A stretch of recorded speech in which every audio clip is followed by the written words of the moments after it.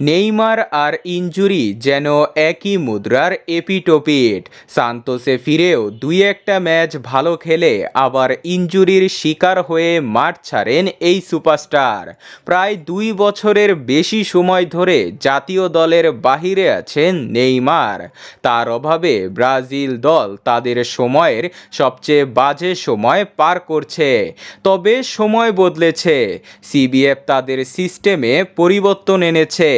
এখন কোচ হিসাবে ব্রাজিল পেয়েছে European mastermind coach Carlo আনচেলত্তিকে।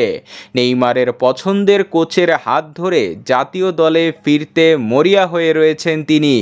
সান্তোসে training গ্রাউন্ডে দৈনিক 11 ঘন্টা কঠোর অনুশীলন করছেন। নেইমার এখন আর কোনো ব্যথা অনুভব করছেন না এবং তিনি পুরোদমে মাঠে ফেরার প্রস্তুতি নিচ্ছেন। ঘনিষ্ঠদের তিনি জানিয়েছেন আসন্ন রবিবার করিন্থিয়াসের বিপক্ষে খেলতে আগ্রহী তিনি। তবে সান্তোস ক্লাব মনে করছে এত দ্রুত ফেরাটা ঝুঁকিপূর্ণ হতে পারে। তাই 23 মে সিআরবির বিপক্ষে কোপা দো ব্রাজিল ম্যাচে নেইমারের ফেরার সম্ভাবনা সবচেয়ে বেশি। এই ম্যাচে মাঠে নামলে ব্রাজিল জাতীয় দলের জন্য তাকে বিবেচনায় আনা একেবারেই স্বাভাবিক হবে।